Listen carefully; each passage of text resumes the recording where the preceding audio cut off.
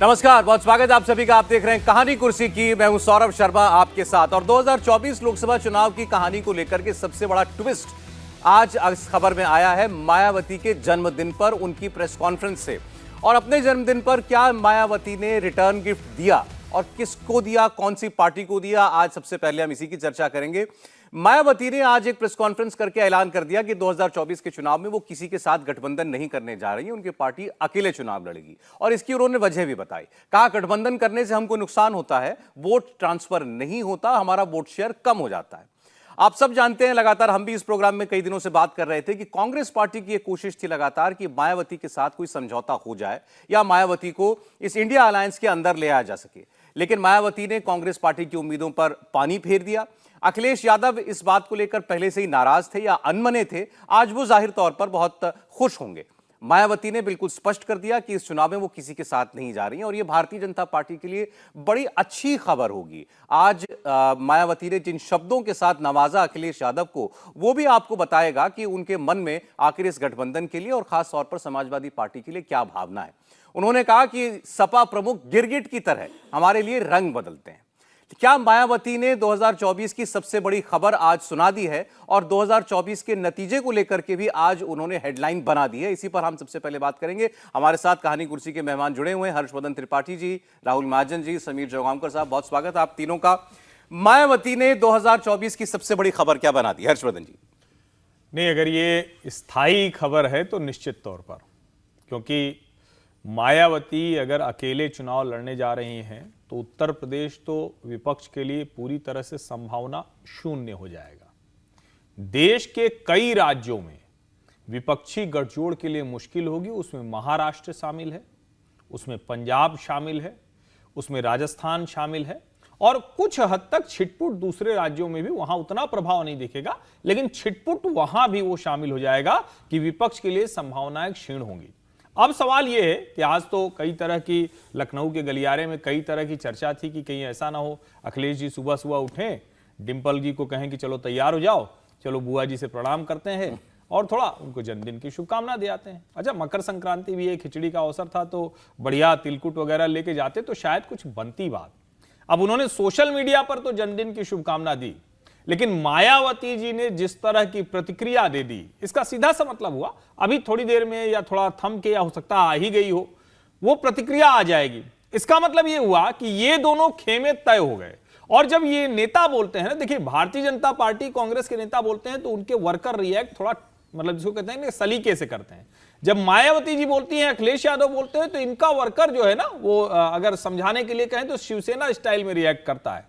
तो उसी तरह से अब दोनों के वर्कर रिएक्ट करेंगे और ये भारतीय जनता पार्टी के लिए तो सचमुच जिसको कहते हैं ना कि बैठे बिठाए एकदम कुछ नहीं था, लेकिन ऊपर से एकदम बढ़िया भूखे बैठे हुए तो सारे फल झोली में आ गए, तो कुछ उस तरह की स्थिति हो गई है। उत्तर प्रदेश में जो भारतीय जनता पार्टी का मिशन 75 मिशन 80 था, उसके लिए ये सबसे बड़ी खबर है। लेकिन आपने ये क्यों कहा कि अगर ये स्थायी खबर है तो आपको कोई शक है या आपको अभी भी लगता है कि मायावती रुख बदल सकती हैं? देखिए, मुझे हमेशा जब बहुजन समाज पार्टी की राजनीति देखनी समझनी होती है तो मैं कांशीराम जी को याद करता हूं। वो कहते हैं कि छोटे हित के लिए, छोटे समय के लिए भी कोई लाभ हो रहा हो तो तुरंत ले लीजिए, क्योंकि हमारी पार्टी कोई ऐसी पार्टी नहीं है जिसका कोई बहुत कोई वो उसको उस तरह से कहते थे हम जिस जाति को प्रतिनिधित्व करते हैं वो कोई बहुत बड़े लोग नहीं है, हमारा कोई सामंती ऐसा नहीं है, हम कोई परंपरागत तौर पर नहीं, तो हमें जहां हित मिले, जहां सत्ता मिले वहां तुरंत लपक लेना है। अब अगर कांशीराम जी की वो बात याद करें तो क्या मायावती अकेले लड़के कुछ पाएंगी? तो कुछ नहीं पाएंगी। लेकिन अगर उस गठजोड़ में जाएंगी तो कुछ सीटें हासिल कर सकती हैं। तो क्या मायावती वो कहेंगे कि शॉर्ट टर्म वाला पहले ले लो, उसके बाद फिर राजनीति कर लेंगे? कोई ऐसा तो है नहीं कि वो बहुजन समाज पार्टी के टिकट पर आए वो सांसद वो बदल जाएंगे। कोई राजस्थान तो है नहीं कि 6 विधायक जीते थे और 6 के 6 वो चले जाएंगे। तो मुझे लगता है कि एक ये विंडो भी हमेशा होती है। और जब बहुत आप टफ बार्गेनर होते हैं, जैसे आप अगर ध्यान से देखिए तो अभी 2 लोग बड़े कैसे मिल रहे हैं। अभी वो तस्वीर आई थी उसमें वो खरगे जी वो बढ़िया मफलर वफलर लपेटे हुए बढ़िया सा अच्छे से थे और बगल में बिना मफलर के केजरीवाल जी, कितने सुंदर लग रहे दोनों लोग। दोनों लोगों में कितना मतभेद था, लगता था कांग्रेस केजरीवाल तो कभी आ ही नहीं सकते। देखिए दोनों एक साथ हैं। अब ममता जी किनारे हो गई, अखिलेश जी किनारे हो गए, उद्धव जी किनारे हो गए, यहां तक कि नीतीश जी भी बेचारे कभी कोई किनारे किनारे लगने लगते हैं। लेकिन केजरीवाल कह रहे हैं ना, हम तो राघव चड्ढा को लेकर आए हैं, उधर से केसी वेणुगोपाल आ गए। तो एक तरह से देखिए, जो जब ज्यादा लड़ते हैं ना, तो उनके मन में इच्छा होती है कुछ हमारे मन का हो जाए, तुरंत हाथ मिला ले। तो कहीं कुछ वो वाली मना स्थिति नहीं है। इसीलिए मैं कह रहा हूं, अगर ये स्थायी समाचार है तो भारतीय जनता पार्टी के दिन, ये उत्तरायण के दिन, इससे सुंदर खबर नहीं हो सकती।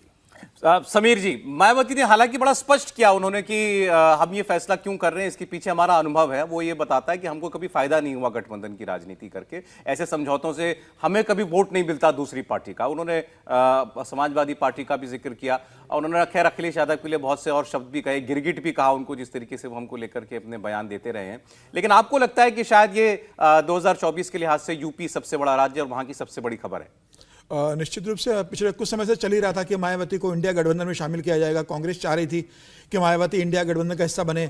अखिलेश उसका विरोध कर रहे थे। अखिलेश इस बात को भी जानते थे कि मायावती अगर नहीं आएगी तो उन्हें समस्या बड़ी होगी, और कांग्रेस के लिए ज़्यादा बड़ी समस्या आती थी। कांग्रेस चाहती थी कि मायावती अगर आ जाएंगी तो पिछली बार जो 5 और 10 सीटें रही है, हो सकता है सीटों में कुछ ज़्यादा गैप आ जाए, ज़्यादा सीटें आ जाए और भारतीय जनता पार्टी को नुकसान उठाना पड़े। मुझे लग रहा है फिलहाल ये जो खबर आई है उत्तर प्रदेश के अंदर, ये निश्चित रूप से भारतीय जनता पार्टी के लिए एक राहत की खबर है, क्योंकि मायावती किसी भी गठबंधन का हिस्सा अगर बन जाती है, अखिलेश के साथ जुड़ जाती है, कांग्रेस के साथ जुड़ जाती, तो निश्चित रूप से उसका वोट ट्रांसफर होता है। और आज वो 12% के वोट बैंक पे खड़ी है। भले विधानसभा में उसका एक विधायक हो या कहे कि पिछली बार लोकसभा में अखिलेश के साथ लड़कर 10 सीटें जीती थी उसने, मायावती का वोट बैंक ट्रांसफर होता है अन्य दलों को। यह मायावती ने बहुत स्पष्ट कहा है और ये अन्य पार्टियां भी जानती है कि मायावती का कहने पर उनका जो कोर वोट बैंक है वो दूसरे पार्टी को चला जाता है और बेनिफिट होता है गठबंधन को। उत्तर प्रदेश के अंदर मायावती, भले ही अगर आप पिछले 10 साल की रानी देखें तो मायावती बहुत ज़्यादा सक्रिय नहीं है। 2014 के बाद वो कम होती गई और 2019 के बाद तो लगभग उन्होंने घर से निकलना बंद कर दिया। कोई बड़ी रैली नहीं गई, संगठन स्तर पर उन्होंने काम नहीं किया। अपने भतीजे को उन्होंने बसपा का एक प्रकार से कमान देने की घोषणा कर दी थी। आज उन्हें कहा भी कि मैं अभी राजनीतिक संन्यास नहीं ले रही हूँ, जिस तरह से खबरें चल रही है कि मैंने संन्यास लेने की घोषणा की है। मुझे लग रहा है मायावती को इस बात की भी घोषणा करनी थी कि वो लोकसभा चुनाव लड़ेगी और लोकसभा में जाएंगी। वो भी एक ज़्यादा बड़ी अच्छी खबर होती है अगर मायावती इस बात की घोषणा करती है कि वो लोकसभा चुनाव लड़ने वाली है 2024 का। उन्होंने इस बात की घोषणा नहीं की है। लेकिन निश्चित रूप से भारतीय जनता पार्टी की राहत की खबर है। लेकिन देखना होगा कि मायावती का अब वोट बैंक कितना बचा है। देखिए, मुझे लगता है कि मुस्लिम वोट बैंक जो बड़ा एक मायावती के साथ जुड़ा रहा है, वो ये बात समझ चुका है कि मायावती लगभग अब मैदान से बाहर हो चुकी है। जिस तरीके से 2019 के लोकसभा चुनाव के अंदर एक बड़ा वोट बैंक इनके बीच बटा था और उसके बाद जब विधानसभा चुनाव हुए थे 2022 के उत्तर प्रदेश के, उसमें मुसलमान वोट बैंक जिस हिसाब से अखिलेश के साथ चला गया है, जिसके कारण अखिलेश की इतनी सीटों की संख्या बढ़ गई थी। तो मुझे लग रहा है कि अब मायावती के पास उतना वोट बैंक रहेगा, ये देखने वाली बात होगी। मुझे लगता है मुस्लिम वोट बैंक जो मायावती के साथ जुड़ा था वो निश्चित रूप से अब अखिलेश और कांग्रेस के पास जाएगा।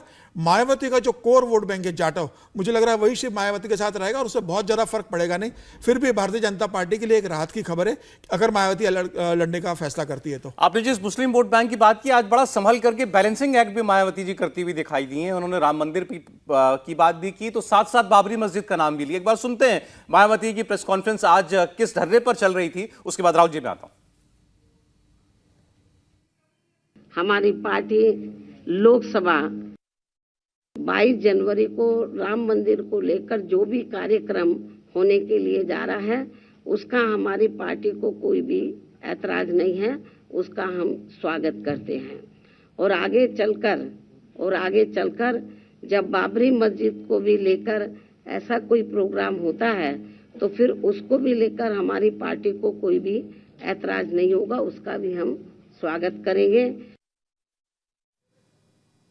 विपक्ष के इंडिया गठबंधन को लेकर जिस प्रकार से सपा मुखिया ने एक सोची समझी रणनीति के तहत बीएसपी के लोगों को गुमराह करने के उद्देश्य से कुछ ही घंटों के अंदर बीएसपी प्रमुख के प्रति गिरगिट की तरह अपना रंग बदला है, तो उससे भी पार्टी के लोगों को जरूर सावधान रहना है। इसके साथ ही पिछले महीने पार्टी की ऑल इंडिया की बैठक में आम सहमति से श्री आकाश आनंद को मैंने अपना एकमात्र उत्तराधिकारी घोषित किया था।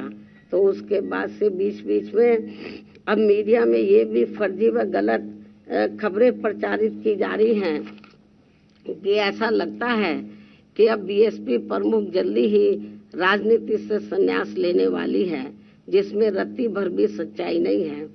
जबकि मेरी जिंदगी का आखिरी सांस भी पार्टी को मजबूत बनाने में ही लगा रहेगा। इस किस्म की फर्जी व गलत खबरों से भी पार्टी के लोगों को गुमराह नहीं होना है। चुनाव को लेकर यहाँ मैं ये बात भी फिर से स्पष्ट कर देना चाहती हूँ कि हमारी पार्टी देश में जल्दी ही घोषित होने वाले लोकसभा के ये आम चुनाव यहाँ गरीबों एवं उपेक्षित वर्गों में से विशेषकर दलितों, आदिवासियों, अति पिछड़े वर्गों, मुस्लिम व अन्य धार्मिक अल्पसंख्यक समाज के लोगों के बलबूते पर ही पूरी तैयारी व दमदारी के साथ अकेले ही लड़ेगी और इन्हीं के बलबूते पर ही हमने सन 2007 में यहाँ आबादी के हिसाब से देश के सबसे बड़े प्रदेश उत्तर प्रदेश में अकेले ही चुनाव लड़कर फिर अपनी पार्टी की पूर्ण बहुमत की सरकार भी बनाई थी। इसलिए अपने इस अनुभव को भी खास ध्यान में रखकर हमारी पार्टी लोकसभा के ये आम चुनाव अकेले ही लड़ेगी तथा देश की जातिवादी, पूंजीवादी, संकीर्ण व सांप्रदायिक सोच रखने वाली सभी विरोधी पार्टियों से अपनी दूरी बना के रखेगी। अर्थात हमारी पार्टी यहाँ किसी भी गठबंधन व पार्टी के साथ मिलकर ये चुनाव नहीं लड़ेगी। तो मायावती जी ने घेरा तो सबको, लेकिन ये तो बिल्कुल साफ है कि इसका फायदा आज उनके इस ऐलान का किसको होने जा रहा है? देखिए, अगर ये जैसे बोला गया कि मायावती का ये कहना है कि उनका वोट जो है किसी को ट्रांसफ़र हो जाता है अगर वो अलायंस करती हैं, तो ऐसा बिल्कुल भी नहीं है। देखिए, अगर हम 2014 से 2019 के दो चुनावों को देख लें तो बीएसपी का वोट शेयर जो 2014 में लगभग 19.6 था, वो 2019 में 19.2 के आसपास गया था, तो वहाँ पे कोई ट्रांसफ़र नहीं हुआ था। लेकिन समाजवादी पार्टी का जो वोट शेयर था वो 22 दशमलव कुछ से जो है 18 दशमलव कुछ पे पहुँच गया था। तो समाजवादी पार्टी को ज़्यादा घाटा हुआ था इस अलायंस से, जबकि मायावती को ऐसा कोई घाटा नहीं हुआ था। लेकिन हम पूरी अगर राजनीति देखें, अगर हम उत्तर प्रदेश में मुस्लिम, जाटव, यादव और जाट वोट मिला लें तो 41% का वोट बैंक है। और इसी कारण से ये माना जाता है कि अगर ये अलायंस होता बीएसपी, समाजवादी, कांग्रेस और आरएलडी वगैरह का, तो शायद एक बड़ी फोर्स जो है के तौर पर वो सामने आते। लेकिन ऐसा अगर नहीं होता है, देखिए मायावती, पहली बात यह है कि बीएसपी पे विश्वास करना बहुत मुश्किल है। जैसे कि हर्षवर्धन बोल रहे थे, वो कभी भी पलट सकती पार्टी ऐसी है। उसने ये अपने पिछली जो उनकी चुनावी रणनीति रही है, चुनावों के बाद सरकार में जब वो रही हैं, जिस तरह से उन्होंने काम किया है, उससे ये साफ मतलब हमें समझ आता है कि वो कभी भी किसी भी ओर जो है पलट सकती पार्टी, ऐसी पार्टी है जो कभी भी पलट सकती है। तो ऐसे में मायावती जो अभी कह रही हैं वो क्या केवल दबाव के कारण या सीटों के दबाव को बढ़ाने के लिए कह रही हैं या फिर सच में कह रही हैं, ये देखने वाली बात है। और अगर बीएसपी ये चुनाव जो है लोकसभा का अकेले लड़ती है तो वो और नीचे जाएगी। देखिए 2007 से उसका लगातार ग्राफ जो है नीचे जाता रहा है और अब वो स्थिति है जब मायावती ने अगर ये चुनाव अकेले लड़ा तो बीएसपी की और बुरी हालत होगी उत्तर प्रदेश में। तो उनके लिहाज से क्या बेहतर होगा? देखिए, उनको तो अलायंस में लड़ेंगे तो बेहतर होगा। हमने देखा है 2019 में जब अलायंस हुआ तो उनको 10 सीटें मिली और समाजवादी पार्टी का वोट भी उनकी तरफ शिफ्ट हुआ, यादव वोट भी शिफ्ट हुआ। दूसरी तरफ एक और जो फायदा उनको हुआ, उन्होंने बहुत सारे मुस्लिम कैंडिडेट खड़े किए, जिससे मुस्लिम वोट भी उनकी तरफ आया, चाहे वो कांग्रेस का हो चाहे समाजवादी पार्टी का हो। तो बीएसपी को तो इस अलायंस में जाने से फायदा है, लेकिन अगर वो अकेले लड़ने की, अब जो भी उनकी मजबूरी है इस चीज़ को लेकर, कई बार मजबूरियां जरूरी नहीं है राजनीतिक हों, दूसरी तरह की मजबूरियां होती है, तो अगर वो इस तरह के किसी भी गठबंधन में नहीं रहती है तो उनका प्रॉस्पेक्ट, बीएसपी का प्रॉस्पेक्ट उत्तर प्रदेश में तो मुझे नहीं लगता कुछ है। उनकी राजनीति क्या समझ में आ रही है आपको मायावती की? नहीं, देखिए, मुझे लगता है कि इसको बहुत साफ साफ देखा जाना चाहिए और मायावती कोई नई राजनीति नहीं कर रही है। कम से कम मेरे ध्यान में जब से है कांशीराम जो है मायावती जी की, उनकी यही राजनीति रहती है। वो इसी तरह से बोलते हैं, उनके शब्द इससे जरा सा भी कोमल, थोड़ा हृदय को अच्छे लगने वाले नहीं होते हैं। वो कई बार तो लोग मजाक भी करते हैं ना कि आप बहुत आगे कह के मतलब बड़े सम्मान के साथ 2 शब्द नवाज देती हैं, तो मुलायम सिंह जी के लिए भी आप याद करिए तो वो ऐसे ही बोलती थी, सब कुछ लिखा हुआ होता था, ऐसे ही बोलती थी मुलायम सिंह जी के लिए भी। लेकिन एक समय में मिले थे मुलायम सिंह यादव और काशीराम, एक दूसरे से लड़के मिले। फिर अभी तो समझौता किया ही था अखिलेश यादव और मायावती ने। ये दरअसल अपनी अपनी तैयारी है अपने वर्कर को मजबूत रखने की। और मायावती का इस वक्त सबसे बड़ा संकट गठजोड़ नहीं है। मायावती का इस वक्त सबसे बड़ा संकट ये नहीं है कि वो 2, 4 से 10 सीटें जीत पाएगी या नहीं जीत पाएगी। उसका सबसे बड़ा संकट है कि उसका एक जो बहुत शानदार वोट बैंक है, जो मायावती के कहने पर कुछ भी करने को तैयार हो जाता है, जो किसी भी पार्टी में सचमुच वोट शिफ्ट करा देती हैं, क्या वो वोटर मायावती जी के साथ 2024 के लोकसभा चुनाव में खड़ा रहेगा? उसकी ये पोस्चरिंग है। और मेरा ये मानना है कि ये गठजोड़ तो किसी भी वक्त तो कर लेंगे। अगर चुनाव घोषित हो गया, सब सीटें तय हो गई और उसके बाद एक दिन वो कहें कि नहीं अगर गठजोड़ वाले चाहें तो हम गठजोड़ कर सकते हैं, ये पूरा गठजोड़ दौड़ा हुआ बहुजन समाज पार्टी के कार्यालय पहुंच जाएगा, मायावती जी के सामने पहुंच जाएगा। वो अपनी ये ताकत जानती हैं, लेकिन जिस वजह से वो ताकत है उसको थोड़ा सा वो कमजोर पा रही हैं। उनको दिख रहा है कि पहली बार बसपा के वोटर का मोरल बहुत डाउन है। तो उनकी कोशिश यही है कि एक तो अपने वर्कर को इतना स्ट्रांग करें कि अगर कल को बार्गेन हो तो 80 में से 40 सीटें, 30 सीटें, 35 सीटें वो बहुजन समाज पार्टी के पाले में उनको गठबंधन में मिले। और अगर गठजोड़ में नहीं मिलती है तो वो अपनी ताकत इस तरह से बढ़ाएं कि उनकी कोशिश होगी कि ये वाला जो चुनाव होगा, चूंकि आमने सामने का चुनाव होगा, तो उस चुनाव में अपने मजबूत वोट बैंक के साथ आए। और देखिए एक बात समझिए, बसपा की जो राजनीति है, मैं नहीं मानता हूं कि वो ये चुनाव हार जाएं या सीटें न मिले तो एकदम से राजनीति खत्म हो जाएगी। मायावती अगर इस तरह से रहेंगे और आकाश आनंद जिसको उन्होंने अपना उत्तराधिकारी बनाया है, अगर वो राजनीति में एक कहें कि लॉन्ग टर्म विजन लेकर चलते हैं, तो हो सकता है कि 24 के बाद बहुजन समाज पार्टी की राजनीति आपको नए सिरे से खड़ी होती हुई दिखे। तो अभी वो जो कुछ भी अखिलेश यादव जी के लिए कह रही हूँ, आज उनको गिरगिट बुलाया है, उनकी वो हमारे लिए जो है कभी कुछ बोलते हैं कभी कुछ बोलते हैं, सब आड़े नहीं आने जा रहा। अगर कल को नहीं कतई नहीं आएगा, कतई नहीं आएगा। मतलब मुझे लगता है कि ये ठीक उसी तरह से आप समझिए कि वैसे तो नेता लोग करते ही हैं, लेकिन भाई घर में भी ना एक दूसरे को थप्पड़ मार देते हैं, कुछ कह देते हैं, फिर कल को लगता है चलो ठीक है भाई हम लोग साथ साथ हैं तो कोई दिक्कत नहीं। तो कुछ उसी तरह का है। और मैं फिर से कह रहा हूं, चूंकि दोनों को अपनी स्थिति पता है ना, उत्तर प्रदेश में अगर ये दोनों तीनों एक साथ नहीं आएंगे तो उनके लिए बड़ा संकट खड़ा होने वाला है। दोनों लेकिन ये दावा करते हैं, अखिलेश यादव भी पहले कह चुके हैं कि भाई उनका वोट हमको नहीं मिलता, हम बड़ा पछता है समझौता करके साथ। देखिए अगर वोट नहीं मिल रहा होता तो भारतीय जनता पार्टी की सिर्फ सीटें ही नहीं, मतलब 71 से 62 हो गई, 73 से 64 हो गई, सिर्फ इतना भर नहीं है, कई जगह मत का अंतर जो था वो भी घटा है। ऐसा नहीं है कि बहुजन समाज पार्टी और समाजवादी पार्टी एक साथ आते तो, लेकिन चूंकि इनके वर्कर की एक समस्या है, बहुजन समाज पार्टी और समाजवादी पार्टी का वोटर बहुत, अगर स्पष्ट तौर पर कहें तो यादव और दलितों में भी जो जाटव, जो मायावती जी की जाति है, उनके बीच संघर्ष बहुत है। जमीन का संघर्ष है, जो आसपास के इलाके में कहें कि प्रभुत्व का संघर्ष है, और जो बस्तियां हैं उसमें किसी सवर्ण की हिम्मत नहीं, किसी यादव बस्ती को, किसी पटेलों की बस्ती कुछ कर दे। लेकिन ये जो जातियां हैं ये जरूर दलित बस्तियों के लिए कई बार बाधा बनती है, और चूंकि अगल बगल की बस्ती होती है तो वो संघर्ष बहुत ज्यादा है। जी देखिए ना, 2007 में जब मायावती ने सरकार बनाई थी 5 साल के लिए, उस 5 साल की सरकार में समाजवादी पार्टी के वर्करों के ऊपर बहुत अत्याचार हुए थे, समाजवादी पार्टी का कहना है।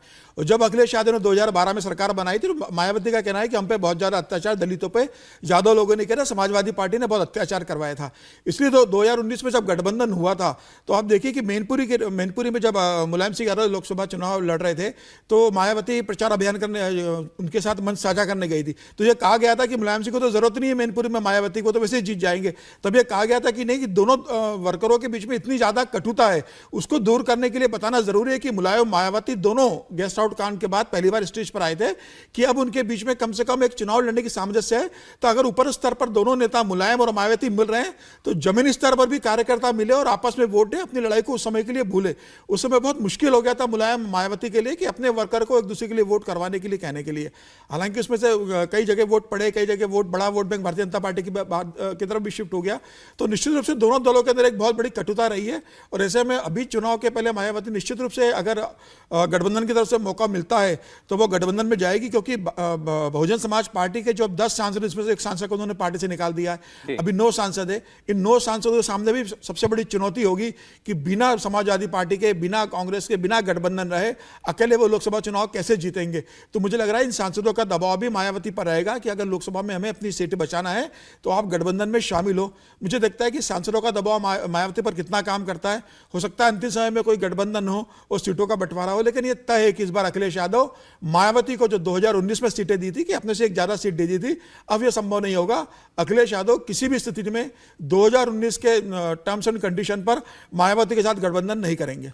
देखिए, अभी तो हमारे पास मायावती जी का आज का ही बयान है जिस पर हम लोग बात कर सकते हैं। आगे क्या होगा तो नहीं कहा जा सकता, लेकिन अगर वो अलग की गठबंधन में शामिल नहीं हो रही हैं और सपा कांग्रेस मान लीजिए एक तरफ, बीजेपी, और ये एक त्रिकोणीय मुकाबला होने जा रहा है, आपको लगता है बीजेपी के लिए कितनी सीटों का ये फासला तय करने वाली? देखिए, बड़े साफ बात है, 2014 इसका एग्जाम्पल है। बीजेपी 2014 से 2015 में 10 सीटें नीचे आ गई थी, 19 में सॉरी 10 सीटें नीचे आ गई थी। तो ये तो साफ है कि बीएसपी और एसपी के साथ आने से बहुत प्रभाव पड़ा था। और जैसे देखिए, ये बिल्कुल साफ है कि समाजवादी पार्टी का वोट बैंक जो वोट शेयर जो है वो ऊपर नीचे बहुत होता है, लेकिन मायावती का वोट बैंक वही 19 के आसपास कहीं ना कहीं घूम रहा होता है। तो अगर समाजवादी पार्टी ये कहती है कि हमें कोई फायदा जो है, हमारी तरफ वोट जो है वो मतलब आता नहीं है, कोई शिफ्ट नहीं होता मायावती का, तो वो सही कहते हैं। मायावती की तरफ यादव वोट जरूर समाजवादी पार्टी का, अगर आप एनालिसिस भी करेंगे 2019 और 2014 के चुनावों का, तो बीएसपी का वोट जो है वो कोई समाजवादी पार्टी की तरफ बहुत ज्यादा नहीं मुड़ा था, लेकिन यादव वोट जो समाजवादी पार्टी का है, मुस्लिम वोट, वो मायावती की तरफ मुड़ा था। तो ऐसे में मायावती को इस गठबंधन से फायदा है। अब वो किस कारण से ये गठबंधन ज्वाइन नहीं कर रही है, ये तो खैर बाद में वो कौन सा दबाव है वो बता ही दीजिए ना। बहुत सारे दबाव हैं उनके खिलाफ, बहुत सारे केसेस भी हैं, बहुत कुछ है, लेकिन अब ऐसे में जो है क्यों वो कर रही हैं और क्यों ऐसा कर रही है, ये मुझे मुश्किल लगता है। नहीं, इस पे मेरा राहुल जी से मतभेद है। कोई भी राजनीतिक दल इतने दबाव में नहीं आएगा किसी केस वेस की वजह से चुनाव लड़ना छोड़ दे या गठबंधन करना छोड़ दे। और मायावती जी चूंकि भारतीय जनता पार्टी के साथ आकर कोई ढंग की राजनीति नहीं कर सकती, उनके लिए संकट हो जाएगा। तो इसलिए ये कहना कि सिर्फ केस की वजह से वो गठबंधन में नहीं जा रही है, मैं ये थोड़ा सा इस वाले सिद्धांत को, इस वाली थ्योरी को नहीं मान पाता। उनकी अपनी मुश्किलें दूसरी है। उनको लगता है कि समाजवादी पार्टी के साथ जाएंगे तो कहीं धीरे धीरे हमारा जो वोट बैंक है वो खत्म न हो जाए, वो वाली चिंता उनकी ज्यादा बड़ी है। और उनको बार बार ये लगता है, कई बार उनको ऐसा लगा कि भले ही हमको साथ में बुलाते हैं, लेकिन उसके बाद हमारे साथ जो बर्ताव होता है, हमारे लिए जो कहा जाता है, हमारे कार्यकर्ताओं के लिए जो कहा जाता है, वो ठीक नहीं होता, वो ज्यादा प्रभावी है। क्या आपको लगता है, मैं ये बोलना चाहूंगा, क्या आपको ये नहीं लगता कि बीएसपी अगर चुनाव अलग से लड़ती है तो बीजेपी को फायदा होगा? नहीं, निश्चित तौर पर फायदा होगा। लेकिन जो मेरा कहना था उतना ही है, लेकिन कि अगर मायावती चुनाव अलग से लड़ती है तो बीजेपी को काफी फायदा होगा। लेकिन 2019 में सपा और बसपा दोनों साथ मिलकर लड़े ना, अगर दबाव रहा होता तो वो तो बड़ा क्रूशियल इलेक्शन था। 24 से कम थोड़ी नहीं था वो तो, 19 में तो बहुत तरह की चीजें थी। तो मुझे लगता है ये वाली थ्योरी काम नहीं करती है कि कोई राजनीतिक दल अपनी राजनीति छोड़ देगा इस दबाव में, वो तो और खड़ा हो जाएगा। अभी तक चलो चुप रहते, चुनाव खड़े हो जाएंगे। देखिए, मायावती जी ने जो आज ऐलान किया कि वो चुनाव में अकेले जा रही हैं, इससे सबसे बड़ा झटका तो कांग्रेस पार्टी की कोशिशों को लगा, क्योंकि कांग्रेस को लेकर ही तमाम चर्चाएं थी कि वो मायावती को इस गठबंधन में लाने के लिए भरसक प्रयास कर रही थी। और कांग्रेस पार्टी के एक नेता ने बड़ा खुलकर अभी अपना एक एनालिसिस भी दिया और उन्होंने कहा कि हम भी जानते हैं कि भारतीय जनता पार्टी इस चुनाव के बाद सबसे बड़ी पार्टी बनकर उभरने वाली है, लेकिन उसकी उतनी सीटें कम की जा सकती हैं कि अगर उसे कुछ सीटों की भी जरूरत पड़ी सरकार बनाने के लिए तो वो सहयोगी उसके साथ नहीं जाएंगे, हमारे साथ जाएंगे।